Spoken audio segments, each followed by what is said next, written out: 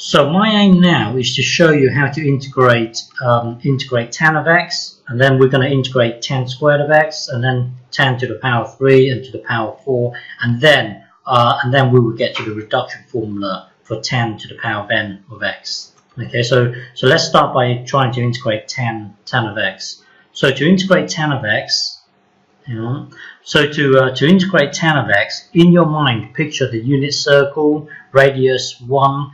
If you have a unit circle of radius 1, then the height here will be sine theta. The across here will be cos of theta. So tan, this will be tan here. Tan will be the height divided by the across. So tan theta is given by this. So we can put this into here. That will then take us to this. And then whenever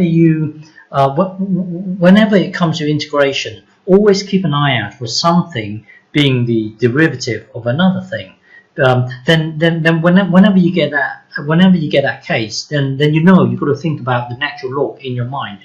So when it comes to integration, keep an eye out for something being the derivative of another thing. So when that occurs in your mind, you should be thinking about logs, because if you differentiate the natural log of whatever's at the bottom here, if you differentiate this, it will be 1 over cos, and then times the derivative of the bubble itself. The derivative of cos of x would be minus sine, and then this gets multiplied to the top, and then you can see that you're going to get sine and cos. You're going to get sine and cos. So whenever you integrate, keep an eye out on something being the exact derivative of another thing. You've got a minus here, but we can make the adjustment for this minus later on.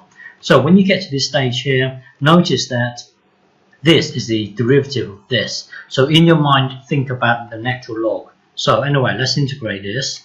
Let u be this thing here. So if u equals this, then du equals this. Get dx on its own. So now dx equals this thing here. So we can put this into the dx, and then we can put the u into this thing here. So that will then give us, well, this stays the same. And then when you put this into here, that will then give you this, and then you've got your u. And then these two will cancel each other out. Don't forget you still got a minus. That will then give you minus 1 over u, du. And then because the minus 1's a constant, you can actually take the negative out. So we give you this. So now when you integrate this, you will get minus natural log of the absolute value of u. So remember earlier we said let u equals cos of x. So now we can put this into here. That will then give us this. So now we are currently here. So bear with me. We are currently here. Now, if I were to give you this, if you natural log x to the power 3, you can actually take 3 out. So that will then give you this. So now you've got this negative thing here. You can think of it as being negative 1. So you can push this inwards. So that will then give you this. But by the way, this is our answer, but we want to tidy this up. We want to get rid of this negative. So imagine this as a 1, and then you can push it back into here. Just like this, you can push the 3 back into here. That will then take you to here. So push this negative 1 into here. So that will then give you this.